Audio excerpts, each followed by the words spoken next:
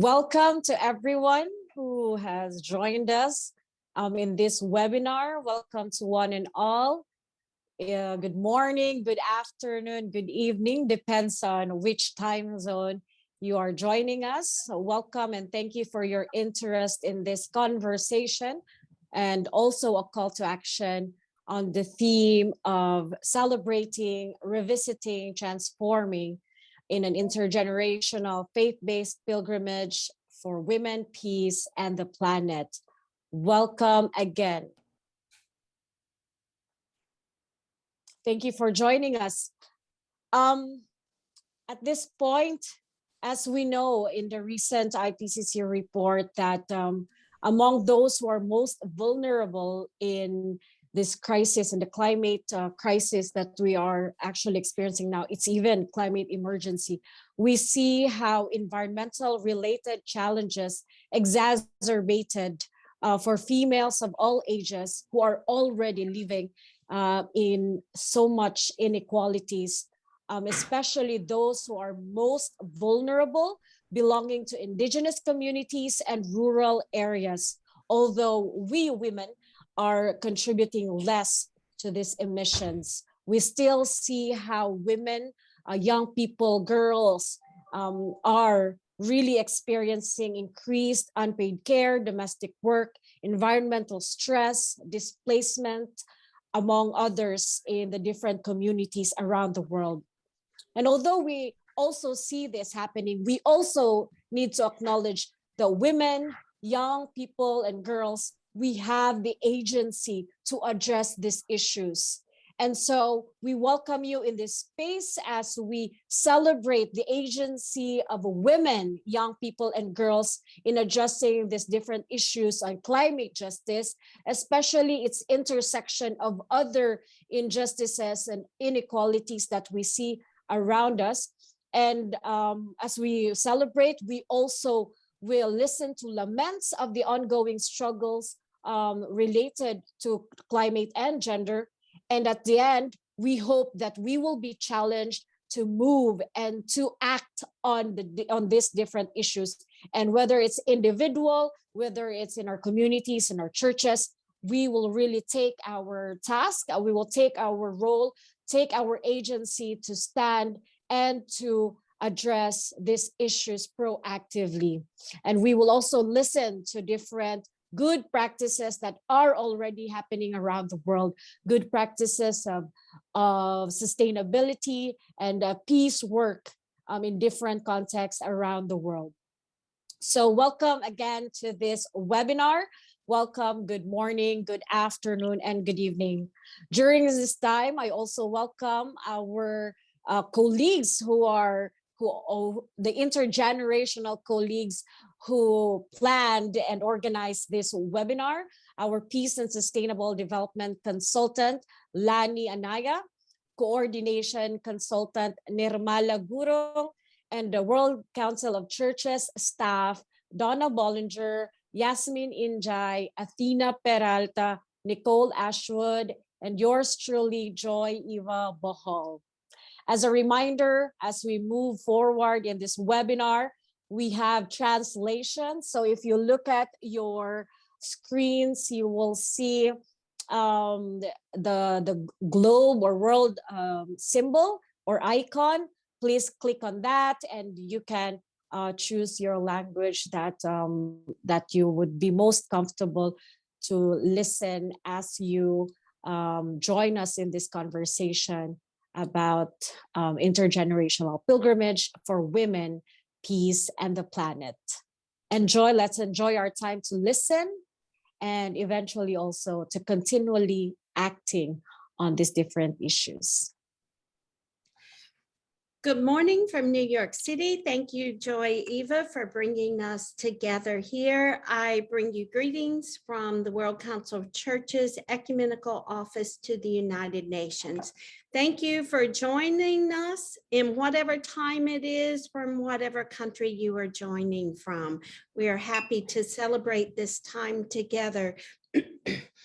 So, CSW66. That's not a random number. It's actually the 66th year of the Commission on Status of Women. Most of you probably know that this year the UN will be 77 years old. So CSW has been in existence for 66 years. You see, very early realizing that the special and particular role of women needed to be highlighted in all of the work of the United Nations. This year's priority theme on climate, the actual theme itself, I'm sure you've been hearing for the last week and a half, achieving gender equality and the empowerment of all women and girls in the context of climate change, environmental and disaster risk reduction policies and programs. The theme this year touches on many areas of the work of the World Council of Churches. You've heard those articulated already by Joy Eva: youth, women, climate, indigenous, economic empowerment. This year, perhaps more so than any year in the past, we see the intersection of all of these areas of our work coming together in the focus of the Commission of Status of Women. The World Council of Churches has been involved for years in each of these areas, in climate, with the Conference of the Parties, with work with our indigenous populations, and we have continually focused our work in a way that the UN also prioritizes around the idea that it's never about us without us. We don't speak for people, but find ways to bring their voices into the conversation at all levels. An example of that was this morning when we had our Ogoni sisters from the Niger Delta region of Nigeria to speak about the impacts of shale oil and oil extraction in their communities. We are thankful for this theme, thankful for you all to have joined us today, and we look forward to this conversation. You've probably all heard the expression, if you want something done, ask the busiest person you know. Well, I think the NGO major group of the United Nations is definitely following that lead, because they have just unanimously appointed Lani Anaya as a global organizing partner of the NGO major group. You'll see her with us today. We are happy to have her participation and guidance, and then realize that she is also playing that pivotal role with all of the NGO working group and the major group in the United Nations. Lani, we are pleased to have you with us. We look forward to your continuing work in all these processes, but want to claim you as our own for as long as we can. Good morning and welcome. Thank you. Thank you very much, Donna. And yeah, I'm really happy that we could come together as an intergenerational group of women from different Christian traditions. And that's what also it's a treasure for each one of us. And welcome everyone. I'm just gonna say in Spanish, si necesitan traducción, pueden accesar por medio del menú al inferior de su pantalla para poder. There's translation on the right corner at the bottom of your screen. You can select your channel there, English or Spanish, whatever you want to listen to, and I'm going to continue in English. Us, because we know that climate change is not something that it's in the future, it's something we're facing now. And as a challenge nowadays, it is continuously increasing and changing the landscape of peace and security. Some of the features are that there are more risk of violent conflict. It creates also risk for human security, and also challenges for conflict recovery and peace building and disaster risk in different contexts. There is research and there is also policy-oriented narratives that tackle climate change as something that is external, that it's an exogenous factor attempting to peace and security. But if we see it in a more comprehensive way, we can also realize that climate change affects insecurity in very complex dimensions. One of them is human security that is shaped by all the political and social and economic factors that affect how people adapt to these climate change effects. As we have heard, climate change has also impact unequally some people as women, young people, young girls, in terms of the accessibility of livelihoods, of domestic responsibilities, and societal roles. If we think about female of all ages who are living in climate change fragility context, we can see that there are inequalities, and even deeper when we think about indigenous communities in rural areas and so on. Even that women are impacting less and have a less climate footprint. Some of the areas that women are limited is it refers to access, but also refers to management participation, domestic work, and environmental stress and displacements and other forms of mobility. And then amidst all these challenges, it has become relevant to analyze how do we implement and do programming on gender and security in terms of climate change, how women participate from different ages to promote these efforts. While gender roles are influencing how women are affected by climate change, there is also a unique opportunity to see how are we also working at the front lines in different stages, and how we are ensuring promoting meaningful participation of the diverse groups of women in governance and decision making surrounding climate change. That will help us to have more resilience. Also, it impacts the ability to adapt for women and the larger communities. So women participation in formal decision makings has been low, but it can be, there are many opportunities to enhance them. When we link women participation in climate and peace and security, it is necessary to highlight that all these linkages are already in some roadmap internationally known as the 2030 Agenda. This 2030 Agenda and particular SDGs like SDG 5 of gender inequality, the 6 on clear water and sanitation, the 8 on decent growth and economic work, or climate action and peace, justice, and strong institutions. This agenda talks about leaving no one behind. And then it touches not only international levels, but it talks about participation of different geographic scopes, and also the local, particularly the local. When we talk about the local, I want to do this link to faith-based organizations and the ecumenical movement as such, because when we talk about faith-based organization, it has been recognized that these organizations provide holistic, ethical, and spiritual dimensions to sustainable development. There is research, and that we have seen it as being part of the ecumenical movement, that faith-based organizations being at the front lines and being in these communities provide significant local presence in both rural and urban areas, allowing people to comprehend social dynamics to provide a rapid response, influential and contextual responses to these goals. So some examples have been collecting information of communities, broadening knowledge and experiences, and we will see much more of them with our speakers. Today's conversation, we want to do it affirming that women and girls and young women are agents of change. We are not only vulnerable, but we have proven to have a change power in addressing climate change, peace, and security issues. So this webinar, we are addressing it intergenerationally, because we think that these practices allow us to learn from each other, imagine together, and work together with mutual understanding, collective community growth, citizen engagement, and also flourishment of tolerance. Women of all ages need to be considered in meaningful participation where they define and address climate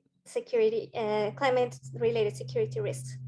And if we include them, these will take us into more peaceful and sustainable societies. So as part of this introduction, I want to also present you to introduce Nirmala Gurung. She is a very passionate young woman who has done a lot of work, especially at the grassroots level, and taking all these experiences to global stages. She has been working now as a coordination consultant at YWCA, and she's the founder of The Creation. This is a youth group that focuses on Nepali Christian youth to be part of the transformation of the country. Nirmala has, as I said, a lot of experience working with women leadership and sexual and reproductive health and rights and faith-based transformation. As part of her work, she has been traveling within her country and abroad, facilitating sessions for churches, and she has done webinars and workshops to see what are critical issues for women and how to impact their lives. All this work, as I have mentioned, she's collecting all the voices of young women and different people to take this to global levels as she's doing today. So welcome, Nirmala, and we will go over to you so you can introduce our panel. Thank you, Lani, for the introductions and the welcome. Hello, namaste, and greetings, everyone. Thank you for joining us from all around the globe. First of all, I would like to congratulate the organizer, World Council of Churches, for organizing this event as a part of CSW66 parallel event and providing a space for women and girls from different parts of the world to talk about climate, justice, peace, and security. I'm very much happy and honored to be here as a moderator to the panel under the theme of celebrating, revisiting women at the frontliners of faith-based communities. We have a set of very amazing speakers today for whom I will be introducing them all one by one in a moment. But just letting you all know that there's a chat function and you can all write down your questions for our speakers, which will be addressed after the discussion. The main aim of this panel is to listen to the voices of women and girls in all diversity and engage them meaningfully in intergenerational accountability to build together a sustainable, equal, and peaceful future for women, for the planet, and for everyone. Now, let me introduce our amazing speakers now. Now we have Katlego Mohuba, who is an emerging development finance scholar and a practitioner, whose academic foundation is a combination of economics, finance, and international development studies. She studies a Master's of Commerce in Development Finance at the University of Cape Town's Graduate Schools of Business. Katlego is a co-global animator and moderator for the Youth for Life, Giving Food, Agriculture, and Fisheries program, guided by the Food for Life WCC campaign. Katlego is also an investment researcher. She's also an impact development investment in emerging market and economics. Katlego contributes to industry-led research and recommendations for Africa's investment opportunities, considering the continent's development priorities of food security, economic inclusion, and participation of Black people and women. That's Katlego Mohuba. And we have Joy Kennedy. She is a climate activist, the moderator of the World Council of Churches Working Group on Climate Change, the chair of the board of the Climate Action Network of Canada, and a grandmother. Wow, such a group of fantastic speakers. I hope you all are excited to hear from each of them. So my question goes to each panelist, that how does climate, gender, peace, and security and their interlinkages are translated in your everyday work? I would like to start the conversation with the young woman from Pacific, Miss Agnes, but due to the outbreak of COVID-19 in Samoa, she has been called out as she is a nurse and is in emergency camp providing the health support for the patient in her homeland. But we are glad that we have Ramona Tugaga, who is the president of Samoa YWCA, and will be sharing the experience of Agnes on her behalf about her experiences of working in the health sector and its connections with the climate, gender, peace, and security. Ms. Ramona, please go ahead. Good morning, and Talofa Lava all the way from Samoa. Okay, on behalf of Agnes, I'd like to read out what she has done and research about this topic. So as Agnes, her passion is addressing the effects of climate change in our country, as well as the Pacific region. Climate change has become realism much faster than all circumstances predicted nowadays. It is not just an environmental issue. Okay, Since Ramona is having an internet issue, can we move on to the next speaker? Miss Katlego. Katlego, as an emerging development finance scholar, how are you finding this interlinkages and connections of your work with the climate, gender, peace, and security? Over to you. Thank you, Nirmala.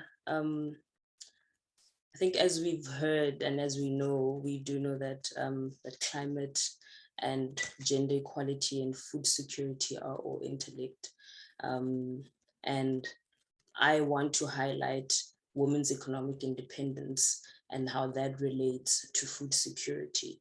I think we've known and we've come to know and accept, some of us through personal experience, others as we read and study and work, that gender equality has positive effects on nutrition and food security, and particularly as it relates to children.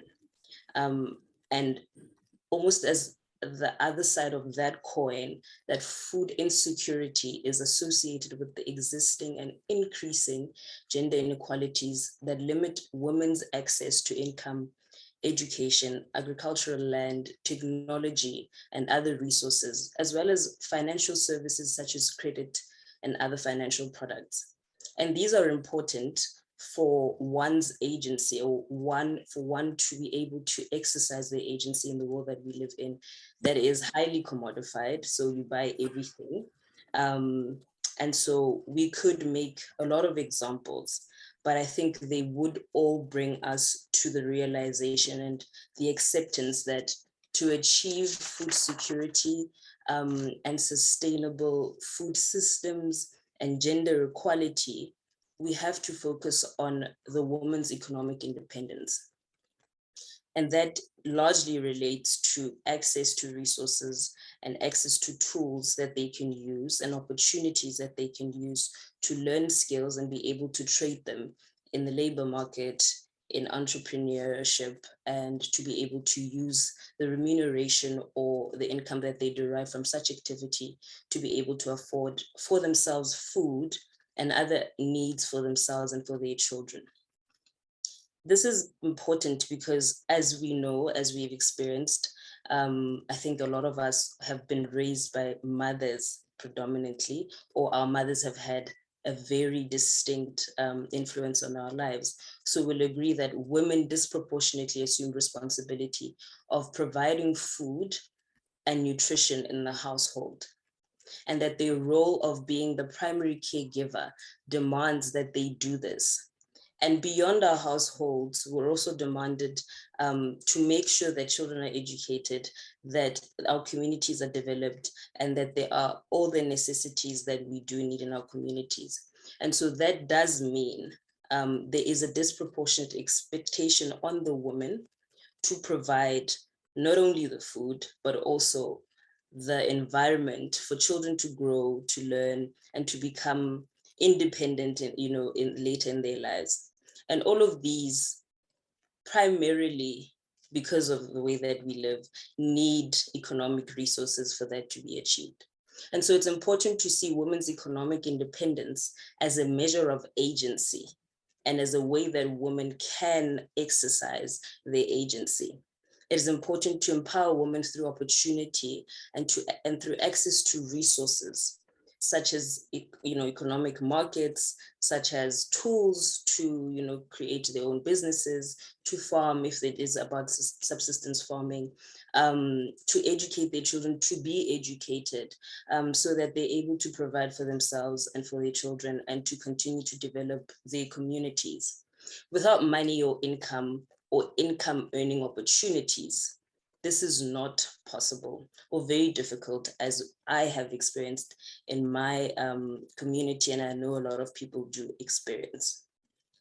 And so women's agency and controlling and being able to contribute to decision-making in their homes is a determinant in the nutritional outcomes of a household. As I've said before, if you do have income earning capacity as a woman, it means you are able to make a decision about where that money is spent and whether you're able to afford, crops to plant, or rather seeds to plant your crops and have yield, or to buy the food. And so that extends, throughout other areas of life, and not just through securing food or being able to access and afford food. There's an interesting study. I don't think it's necessarily popular, but it is true that there's a disproportionate expectation on women to focus on family and the family's health and the family's well-being, the family's nutrition, in comparison to men who, of course, experience their own pressures, but they are very much removed from that. And so, again, that does, again, compel us to find channels and find pathways to invest in women and invest in their education, in their business, in their scholarship, in networks, in markets that they want to be in, and bridge that inequality gap. In terms of policy, there are policies that are available that people can rely on. I know in South Africa, I'm just going to use them as an example, or us as an example. There's something called affirmative action that, it's debatable whether it is successful or not, but it is a tool that can be used wherein for example, there are two equally qualified candidates for a job, and if they are equally competent and equally qualified for that role, the woman, for example, should be preferred for that role so as to address the past injustices and to further this agenda of gender equality. And so beyond the macro level interventions that there are there and examples that we can learn from such governments, there's also what we can do in our small communities, and that is involving women in local decision making. And that will trickle through the rest of society and into global society, where women's voices are respected, are heard, and we learn from women and we hear from women what it is that they know should be done. And then we give them the platform and the opportunities to exercise the agency as necessary. Thank you, Nirmala. Thank you, Katlego, for that wonderful sharing. And I like how you have interlinked it with economic empowerment and having women economically independent. And as we know that gender inequalities plays a major role in accessing to the resources and the tools that young women or the women goes through, right? So it has been limiting the resiliences and adaptive capacity of the women, families, and the communities as well. So thank you so much for flagging those issues right here. We have Ramona back onto our platform. Can we have Ramona, please? Thank you, Cecil. Hello. Thank you for having me back. Okay. So I will continue on from where I left on. I believe that was just the first part, but from Agnes' statement. So nowadays in our country, everything is mounting. Rainfall has increased since the 1890s, a pattern predicted to continue and intensify.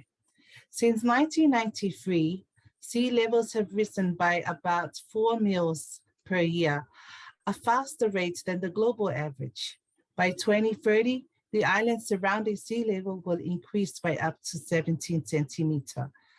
That is just 8 years away, elevating the risk and impact of storm surges and coastal flooding. This is cited from our Samoa COP23. Altogether, these shifting weather patterns increase the country's vulnerability to waterborne diseases, including dengue fever, typhoid, and diarrhea. I believe that these specific diseases are increasingly each year as the number of admitted cases has also increased with complications of undernourished due to the effects of climate change. As Kofi Annan, the UN Secretary General, said when he opened the Nairobi Climate Change Conference in 2006, these remains a frightening lack of leadership on climate change. With this saying, encouraging all of us and especially all leaders to take full responsibilities on climate change and effects to our planet and humanity. Climate change is also a threat multiplier for hungry and undernourished people. The number of extreme weather-related disasters has doubled, which leads to the reduction of the yields of major crops and contributed to increase in food prices and a decrease in income, which also leads to increase of hunger and undernourished people. As a dietitian health professional, these disasters have disproportionately harmed low-income people and their access to food, which is why we have chosen to focus on the connection between climate change and food security. Looking ahead, climate models predict higher average temperatures in most land and ocean regions, hotter extremes in many inhabited regions, and both heavy precipitation and increasing probability of drought in some areas. These are all additional challenges for reducing hunger. Countries with high levels of hunger are often also highly vulnerable to climate change and low capacity to adapt. It affects food production and availability, access, quality, utilization, and stability of food system. All impacts of the food system, higher levels of carbon dioxide, reduces nutritional value of crops as researchers have found. I have seen these nowadays. These losses exacerbate climate change without improving food security or nutrition, which highly affects overall health. Climate change limits food access and availability. In Samoa, the increase of climate change issue have been seen nowadays. The rise of sea levels, extreme droughts and storms that lead to the negative impact of food security towards the increase of waterborne diseases amongst our young generation. As a member of the YWCA, our association has formulated an organized program to help and overcome these climate change effects in our community. These such as the program with the partnership as the focal points for the Shifting the Power Coalition. We transformed climate crisis into climate justice programs. We empower the voices of the young women who own the land and to empower them to stand with solidarity in working towards our partner program of the 350, which we are also coordinator of as specific climate warriors in protecting our environment against climate change. To conclude, a young woman and climate change specific warrior, I would like to encourage everyone to rise up and take full responsibilities on this crucial topic in order for the betterment of our future generation and a safer environment for all of us in. Thus also provide greater platform to empower women for tomorrow. Thank you and God bless. Thank you, dear Sister Ramona, for highlighting a very critical scenario or alarming situation of Samoa due to climate change, right?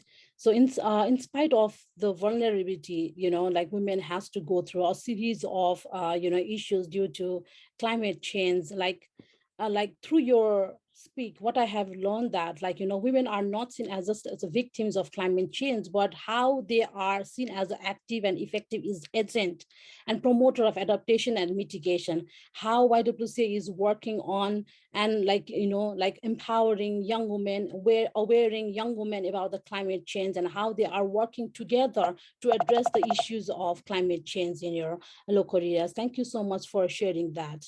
So I'll give this space to Joy Kennedy to also share about her experiences or her agenda on how as a climate activist, she found her work role on this scenario. Over to you, Joy Kennedy. Thank you very much. I'm really encouraged to be here. This subject is not always an encouraging one because it's tough. I'm glad that we have this, the title of this session as a pilgrimage, because the pilgrimage is a long road. And for me, it's been a long and difficult road. I was reflecting this morning about 27 years ago being at the Beijing Conference of Women in Development, and took my daughter with me as we, from faith communities, had a big delegation at the Beijing Conference. And in those days, we talked about these same issues. That's a long time back. We laid out proposals and policies that have not seen the light of day for many years. So we used to say in those days that we needed spirituality for the long haul.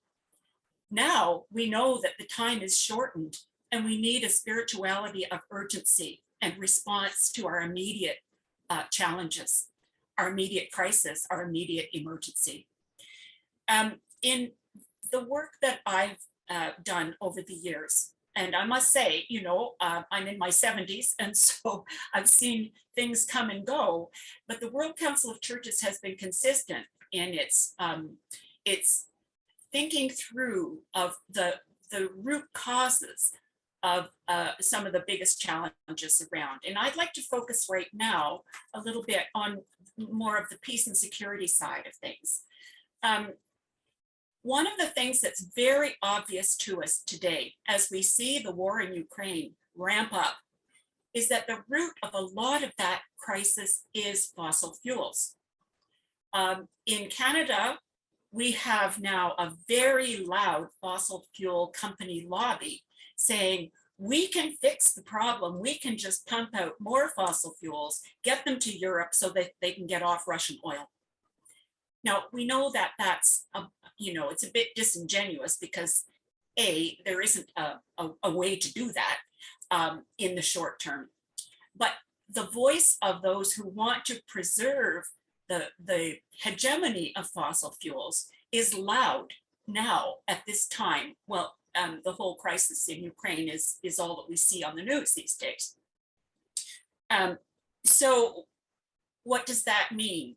It means those of us who have been following this path of trying to work toward peace and security need to look at the root cause of fossil fuels that are behind what is creating climate change, the overconsumption of fossil fuels. And so we need to name it like it is. It took until about 2 COPs ago, the United Nations Framework Convention on Climate Change, for the word fossil fuel to even be named, even be mentioned in any of the documents. Now that's astounding that, you know, it's only now people are able to publicly respond to that. The subsidies for fossil fuel industry are enormous. They're incredibly mega billions that are continuing to fund fossil fuels at the same time as people are saying we have to respond to climate change. So, you know, put 2 and 2 together. So we need a spirituality for the emerging crisis that we're all facing. And it's about choice. We can make choices, and choices to just go along with things as they are and say, well, somebody will fix it. Somebody will, you know, they'll find a magic solution. And some of those magic solution scenarios that are being talked about right now in the United Nations and in other places are really just that. They're magic, they're fantasy. They won't work. And if anything, they will be maladaptive and cause more harm. It's very interesting that in the recent report of the IPCC, the Intergovernmental Panel on Climate Change, for the very first time, and they've been writing for a long time, the very first time we have a whole chapter on gender related to gender relation to climate change and to adaptation particularly. It's fascinating that it's taken this long to have an actual gender focus in an IPCC report. But one of the things that it says, which I think is really important, is that, you know, if we're not careful, climate adaptation actions, which are grounded in local realities, we need to understand the linkages with things like the SDG 5, Sustainable Development Goal 5, so that it's important to ensure that adaptive actions don't worsen existing gender inequalities and other inequalities within society, leading to maladaptation practices. We've got to be really careful, and that's why women's voices need to be at the table to be able to identify, what is and what is not a good solution, what is and what is not a response at the local level that works, that allows people to live in more peace and security, and not being maladaptive. In Canada, this is really an important issue because, while we think of peace and security overseas, in fact, what's going on at home? And we know that frontline communities, for the most part, are Indigenous communities. And they are those who are stepping up to say, no more pipelines, no more environmental extraction, because it's affecting us, our children, and 7 generations. So that, what they need is solidarity and advocacy, working hand in hand to affect government policies and corporate practices. And so it's about choice. We can choose to stay on the sidelines, or we can choose to join those on the front lines of climate change, the front lines of environmental degradation. Because in the end, it's about survival. It's about survival of this species on the planet, frankly, in a very short time. The impacts of climate change, we're already seeing how devastating they can be on the front lines, but that front line's moving further and further inland. And so we have choice to make. We can choose to join forces across generations, because this, of course, is an intergenerational crisis. My generation have not done nearly enough to change the dial, which we could have done. But it's important now that young women such as you, who are so passionate and smart and talented here on this panel today, you have ideas and not just ideas, but you have policy options that work. And we know that. And so what my generation have to do is to get behind them, is to stop, to stop just taking for granted that things are going to get better, because they're not unless we all act together. And so I want to challenge younger women also to talk to their mothers and grandmothers and aunties and the women in their communities to get together, to lend their hand, lend their support, to speak about this. Now, of course, many are, but many haven't had enough of the understanding of how urgent it is, unless they're actually on the front line. And then they know how urgent it is because they're just trying to survive. So we have an opportunity here. We have an opportunity to engage and to engage together. And so I'm so happy. I mean, while I lament the fact that we have not made the progress we need to have made since Beijing 27 years ago, or 66 years ago at the CSW start, or 77 years ago, as Donna reminded us, that the UN began. We haven't made near enough progress.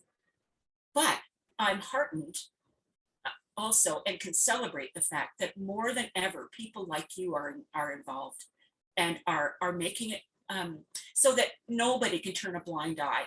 Nobody can say anymore that fossil fuels are the savior, that they will make everything better, or that magic, as they say, these magic bullets, solutions, they will fix it. It's not easy to fix. It's going to take all of us acting together and being honest upfront about what's driving it. Obviously, the economy of greed is what's behind, and power is what's behind the continued exploitation and extraction of fossil fuels. And we've got to stop it, and we've got to stop it soon. With that, I'll just again say how delighted I am that the World Council of Churches is pursuing this path and is prepared to take it into the streets as well as into the boardroom tables. And thank you very much for this opportunity. Thank you, Joy Kennedy, for that wonderful, wonderful, insightful thought that you have just shared. The urgency of to act right now. It's really crucial, and there's no lagging behind. There's no tomorrow, right? We have to act now. So thank you so much for pressurizing that again, emphasizing that again. As a young people, we should confront and act now.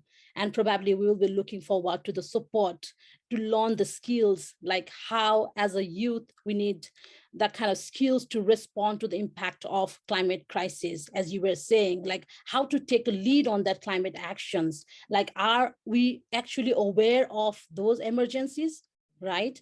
To act, it's really good, like it's really important to have that kind of information and knowledge also. And are we prepared for that? Are we getting those kind of informations? So thank you so much for emphasizing on that again, as coming from the YWCA background, where young women were always taking a lead and coming up and taking up the issues, and the coming up from the World Council of Churches perspective also, how they are addressing the emerging issues of the world together. So the discussion like this probably would really help the youth and all the generations to, like, have that kind of informations and be ready. Like, there is no magic, right? We just come together. There's a need of like uniting together and act right now. So thank you so much, Joy Kennedy, for that powerful sharing.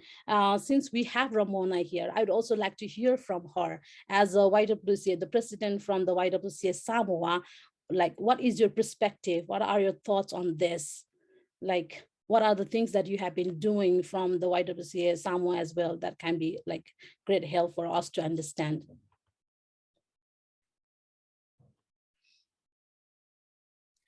Thank you, Nirmala. Me, I have been a longest serving member of YWCA in our country. And it's been, say, since 2013, I have been, a young woman that's been leading our campaigns in climate justice here on the island and also in the region. I've been a very strong advocate for fighting this battle against climate change. Our main programs that we have, been blessed to be partnered with the region is, putting together our Pacific climate change warriors in the region. And we feel that, we had to put together a strong voice, not just for each island. I mean, because we are the most vulnerable ones in climate change. We are the ones who are suffering climate change. We are the ones, who are left behind, and are ignored, and it's not recognized. And we are the most affected one by, by the things that have been done by the big polluters. There's been the cry that we've been fighting for, for the big countries to listen to us. So what we did, as young and youth activists of climate change, we collected a network of Pacific climate warriors, and we wanted to showcase. So we have been in the forefront of every COP meeting. You see a dedication of young Pacific climate warriors in the forefront of fighting climate change. It's just a step of making sure that our voices are being heard in, in the space of where the big decision makers and the big guns are at, for us, to recognize us. But on the ground, we are working strong. We as the young women, we believe we are, very influential in our communities, and very active, as young women leaders, and we are more recognized, because of our, and some of us in our culture, because climate change is like the main, topic that's affecting our lives now. So it's like our main talk every day. That's our slang. Oh, climate change. Oh, it's bad. We see a lot of people. It's not the same. 5 years. It's a 5 years is just a way too fast for families to migrate from the coastal area to higher grounds. And, already 5 years that the coastal areas are already under, the sea level. So, there's a massive change, and people, when they're moving to migrating, they face a lot of problems. There comes other problems like, GBV, and then that's where, a lot of cases happens. And this is all because it's rooting from the climate change. And so we are doing a lot of program. We also joined, part of the Shifting the Power Coalition. It's one of the most strong Pacific women leaders, who have joined forces, who have the same passion in responding to disasters and crisis. So for now, as a focal point for, Samoa, YWCA is, part of the Shifting the Power Coalition, a group of women where we put together our minds and trying to work out programs, and elevate them to make sure that the young women are informed by, by this major climate change issues. So yes, because my time is up. So thank you, Nirmala. Thank you, sister, for sharing that experiences and informations with us. It's really good to know that how involving girls in the design and implementation and measurement of the climate strategies are building changes in the Pacific, right? So how young women warriors are being young Pacific warriors are being influential in your area. So thank you so much for sharing that. We have one questions for our speaker.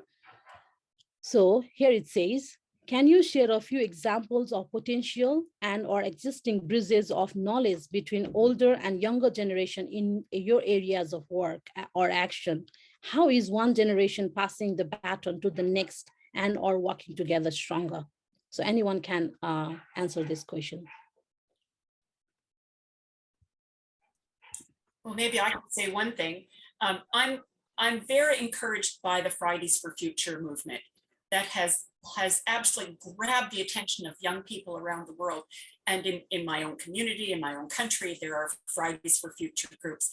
And I think what we can do is, as seniors, we have people organizing as grandmothers for climate justice, for our grandchildren, seniors for climate justice, and making linkages with Fridays for Future and the climate strikers across my country and around the world. That is about solidarity. And it's about how do we move over enough, those of us that have had platforms to speak from, how do we move over enough to ensure that those, the leaders of those movements have a seat at the table and have a voice and have a megaphone, actually have the microphone. And I'm seeing that more and more as we move forward in advocacy. Recruiting members of those movements onto our boards of directors, for example. We've been recruiting and not trying to, what shall I say, not trying to exploit the energy and the voices of the young people, but to support and open the space. That's what I'm seeing happen over and over, and I'm really delighted. And I'm sure that that's the kind of thing that my fellow speakers here are doing. But one of you said it's really hard to be at the table. It's hard to demand that space. So people in my generation have to move over and let that space be occupied. I think that's a good occupy, if you can say. Yeah, that's what I would say. Thank you, Joy. And there is another question as well. Probably rest of the speakers can answer this. In your experience, what are the strengths and the challenges in the intergenerational work among faith communities in the critical work that you do? I'll try.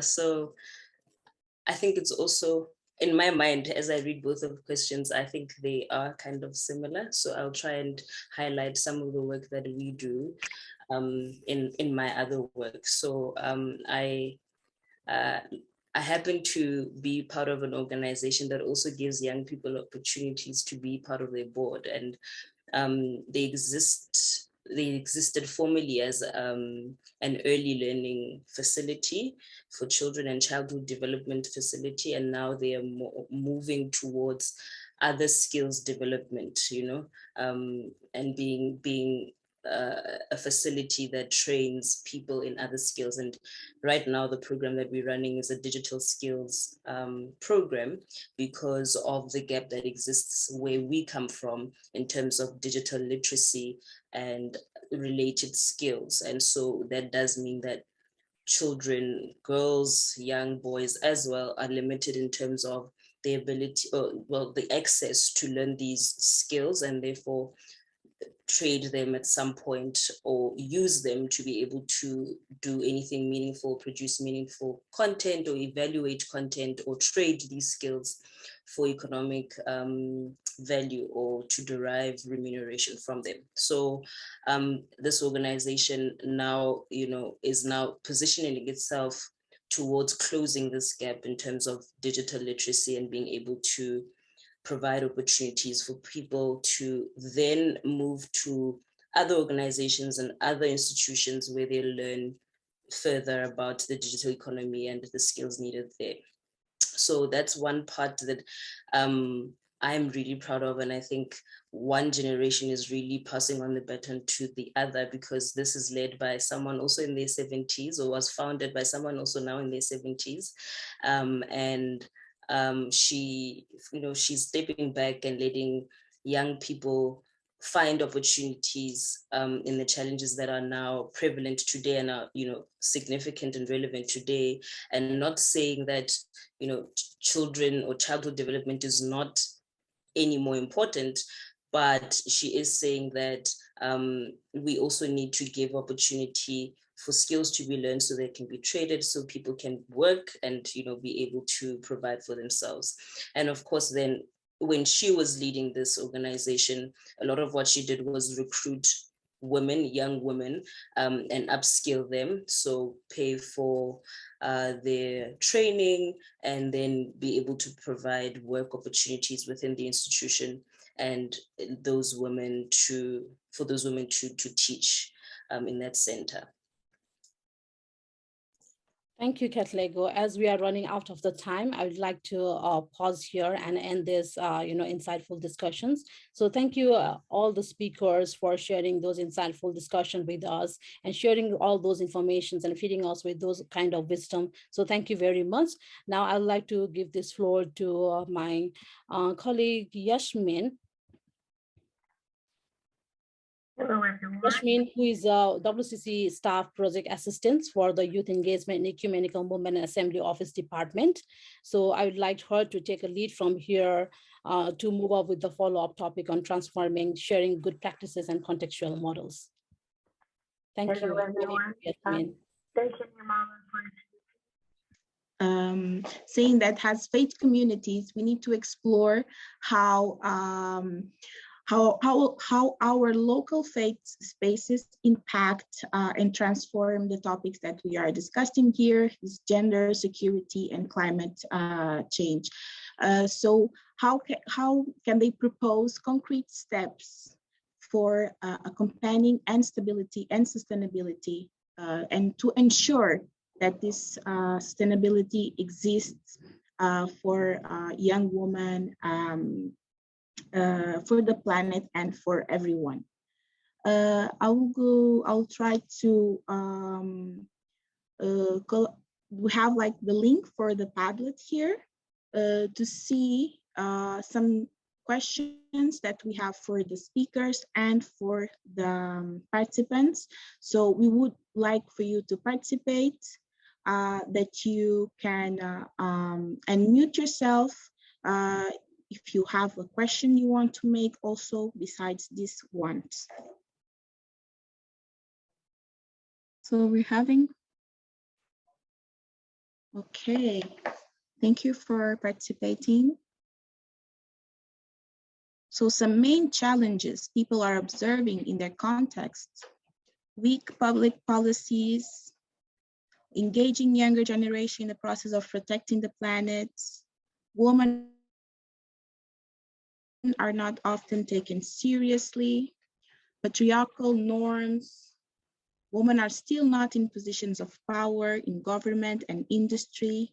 So this leads us to systemic injustice, large wealth gap and bad resources allocation, not recognized at high level decision making.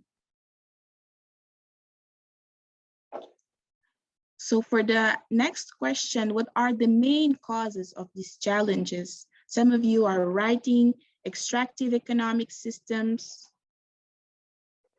We are focused on the symptoms and not the problems, rather than going to the roots and the causes. Gender inequality, power inequities, poor investments in the education of women, selfishness, poor investments in education of women, poor choices and unwillingness to include others in the plans and solutions. And political issues and gender education is not enough. Someone is saying here. Following our next question, how do we involve and affirm women roles in faith-based communities to address peace and care for the creation? So the answers we have: prioritizing space, building capacity, sharing good practices, use Fridays for Future, Thursdays in Black, engage in various platforms and stakeholders to ensure that women and youth voices are included in decision-making. Put women, young women, and girls in decision-making spaces, being open-minded and flexible for new ideas, increasing women's presence in leadership roles and creating conditions for women to engage more meaningfully in community life. Relocate resources, embracing feminist practices and weaving feminist networks in communities, intentional budget line in our churches for women and girls, to promote ecofeminist theology, provide scholarships to young women and girls, involve young girls, young women in the design and implementation. So this is really important here, that to ensure that women in different faith communities have their voices heard and followed there. If our faith communities cannot allow women to speak, how do we expect other areas in society to listen and allow power to women? So it starts in home, in our own community, to provide opportunities for young women. Resource and support.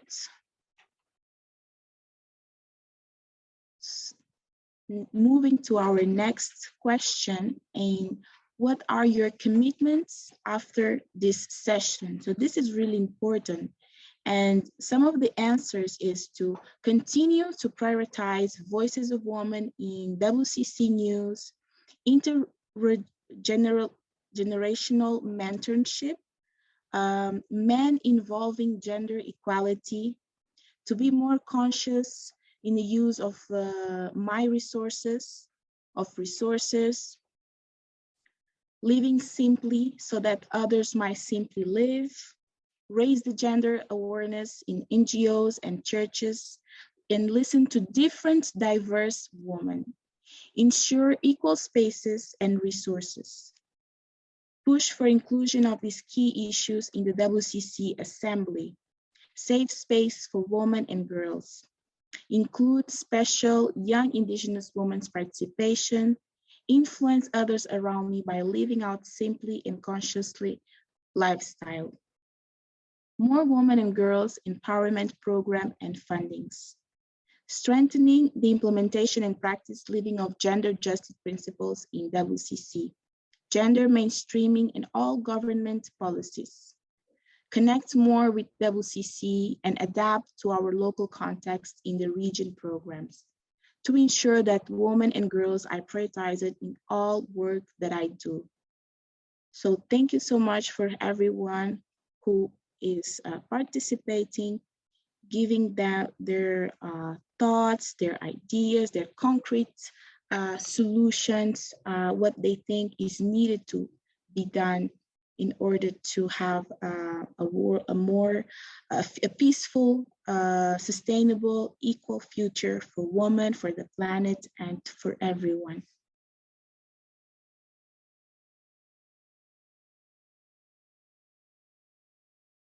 Some last responses. Just, I don't hear. There is a question in the chat box. I will now, let's see, do we have other questions in the chat box? No, so thank you. I will pass now for my colleague, Atina, so she can continue this moment. Thank you. Thank you so much, Yasmin. And yes, that was an excellent tool. First time that I've used Padlet, and that was something. I've learned something new today, and thanks again. I think this is why we need more intergenerational dialogue and partnership. So friends, I'm Athena Peralta, and I serve as Program Executive for Economic and Ecological Justice at the World Council of Churches. And in this session, we are going to talk about some of the next steps that we can and that we must take following this very, very rich discussion that we just had. We heard today from our younger sisters, as well as from our older sisters, on what it means to be on a pilgrimage for gender and ecological justice, what it means to be on a pilgrimage for peace on earth, as well as peace with the earth.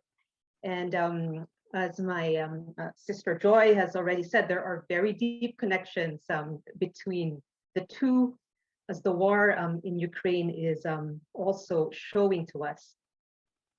So we heard and listened to stories of challenges and injustices in the face of runaway climate change that we know disproportionately hurt women, especially women in developing countries, especially women in income poor, as well as racialized communities.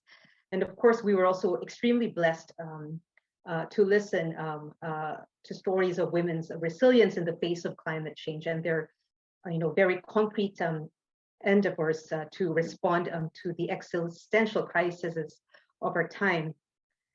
So we heard that women are not only in the front line of climate impacts, they are amongst the frontline responders, leading struggles to defend livelihoods and sowing really the seeds of solutions to the climate and the security crisis. And we've just had this really, I think, empowering exercise, analyzing, the challenges, analyzing the roots of the challenges, and identifying some of the steps and commitments that we should take. And I'm not going to summarize what was on the Padlet, but I think I will now speak particularly also from a faith-based organization and World Council of Churches perspective and also focusing very much on the intertwined concerns of economic and ecological justice. So what are some of the next steps from a faith-based WCC perspective? And because we are communities of faith, theological reflection is very much our starting point, our foundation for engaging in these issues.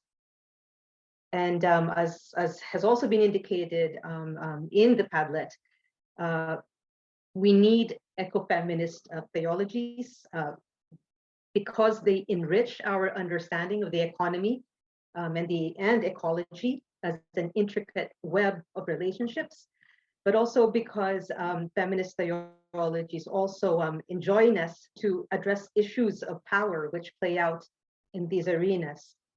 We need ecofeminist theologies because feminist ethics and the ethics of care in particular, offers counter values to prevailing and dominant market values, values of competition, domination, greed, selfishness, and individualism that are really wreaking havoc on our planet. And so, as a key next step, we need to encourage and give more space for ecofeminist thinking in our churches, in every which way possible, including in our sermons and in our liturgies.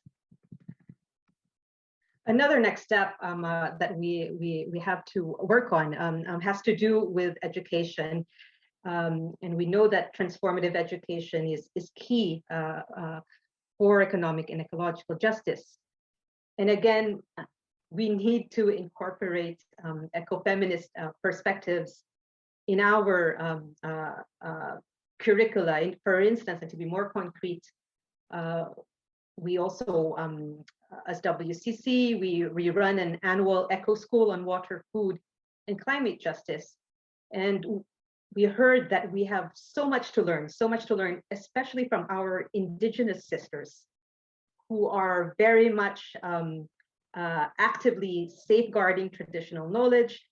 And we have much to learn from them on how to tread more gently on the land, how to tread more gently on our planet. And they provide, very concrete examples and methodologies.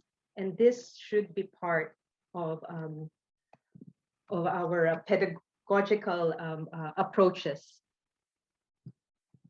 I'm not going to be addressing all the next steps that we need to take, but I would want to focus on another important next step. We know that we are dealing with structures here, structures, that are very much and systems that are at the root of gender, economic, and ecological injustices. And therefore, for the World Council of Churches and for other faith-based organizations, public witness is very much an important part of our work in order to shape the policies and the institutions and ensure that they promote gender, economic, and climate justice. And of course, we heard, for instance, the example pointed out by Joy about fossil fuel subsidies. And we need advocacy around, for instance, this particular issue. Advocacy, for instance, to just really put an end to fossil fuel subsidies and direct instead these resources, these public resources, to adaptation initiatives, for instance, that are led by women. And we've heard, many arenas being named, arenas for advocacy that have been named, including the UN climate change conferences, but also other UN and other non-UN arenas, including advocacy towards international financial institutions, for instance, and the G20. And we've also heard that even though women, are not just disproportionately affected by climate change, but also have spearheaded, for instance, community-based adaptation and nature-based solutions that emphasize the protection of livelihoods. that emphasize access to food and water, because these are very much the basis of women's social responsibilities. In spite of this, we've heard also on the Padlet, and as said by many of our speakers, that women are not at the table. And so as faith-based organizations, when we have the space, we have to ensure greater representation and participation of women. For instance, in our ecumenical delegations at the UN Climate Change Conferences, and that's really, a concrete next step that we have to take. Our advocacy should carve out spaces for women to share their experiences, but also their solutions. So these are just some of the pathways to a more, gender just and eco just planet that we need to take now. Reminding ourselves that we have only one Mother Earth, reminding ourselves that women are key partners in the pilgrimage for climate justice, and that gender justice is climate justice. I hand over to my colleague Donna Bollinger now to also share a bit more about next steps when it comes to peace and security issues. Thank you, Athena. I think this has been a very comprehensive conversation, and I appreciate the input from everyone. When we think about women, peace, and security in particular, and the many areas now in our world with conflict, it's a challenge because each of the situations are different.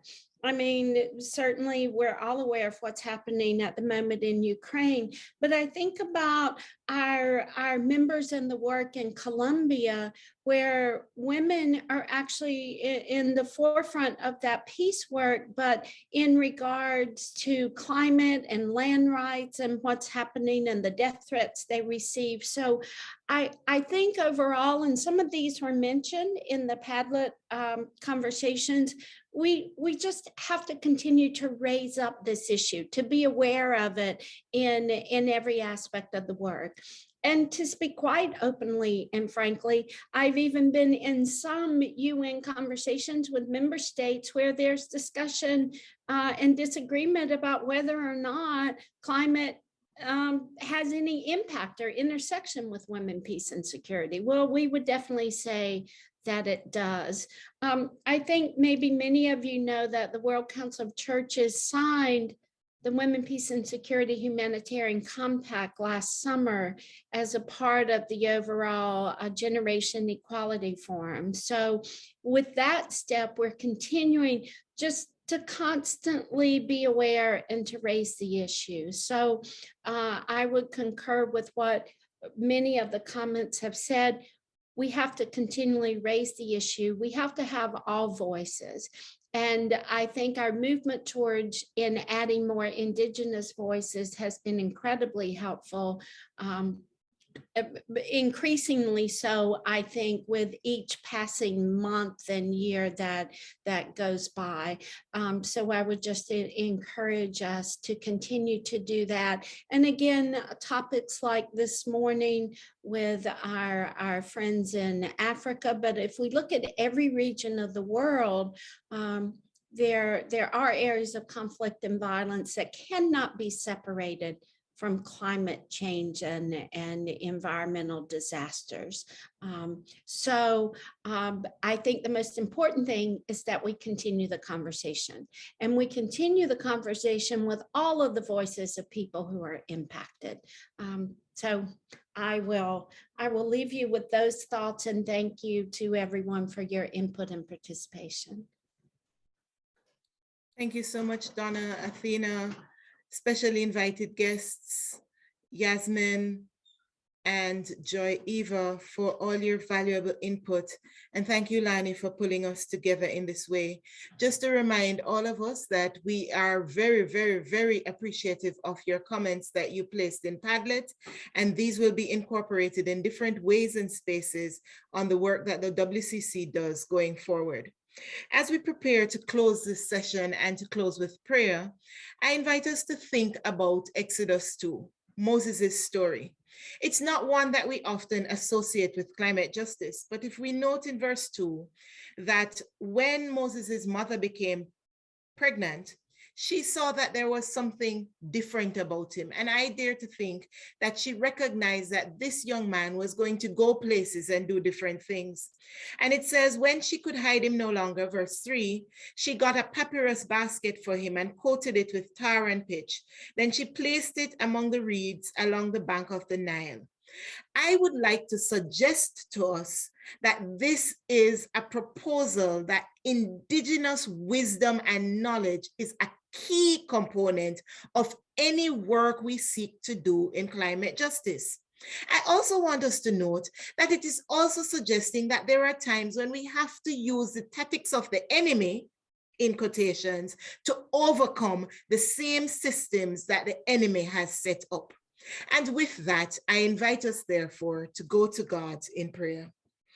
So we recognize, oh God, that there is risk and there is vulnerability, that you have called us to mitigate against the different agents and agencies of death and death dealing in this current climate emergency.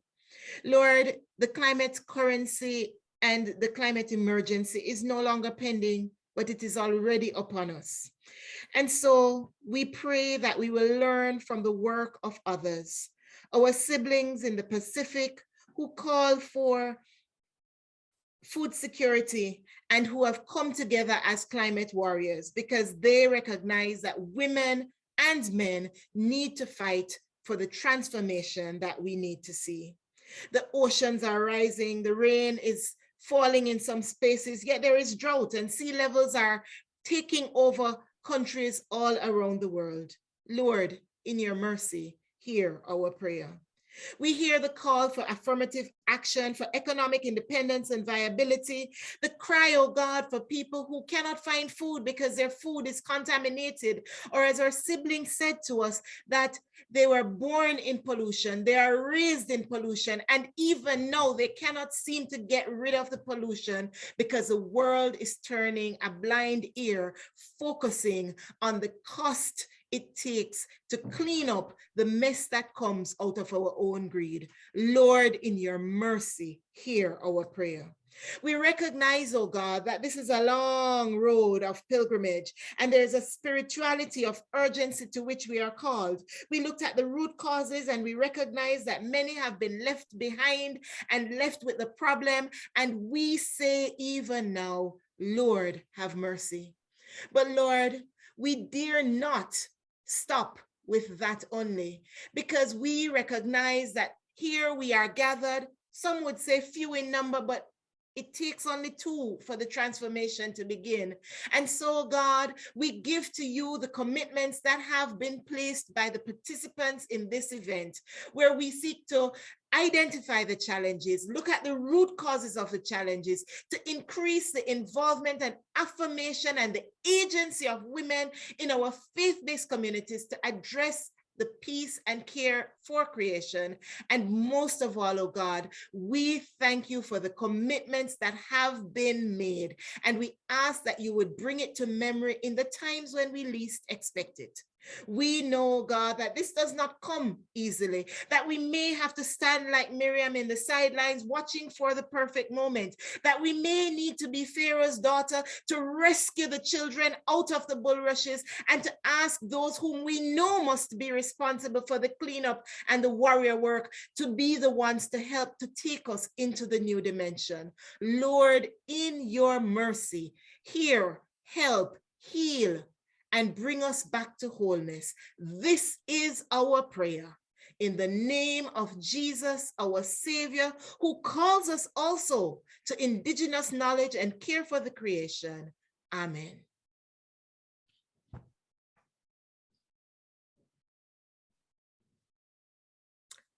So friends, we thank you so very much for the time you expended to be with us today. We know that time is valuable and there are so many other things you could have been doing with your time. We thank you, we honor you, we give thanks to you, and we look forward to all the different ways in which we might work together to be part of the change that we need to see for our planet today and for all times. And as Marcelo, our tech support, brings back into the fore our key presenters and panelists, I invite you, the rest of you who are available, to place your screens on video so that in a few we are able to get a picture of at least those of us who are gathered. Let's see hearts, hand claps, or physical applause for all those who have been part of this event. God bless and thank you so very much.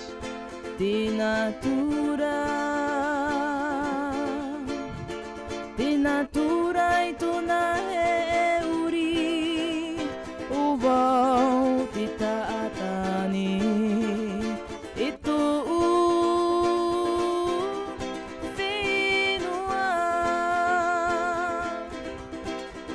finua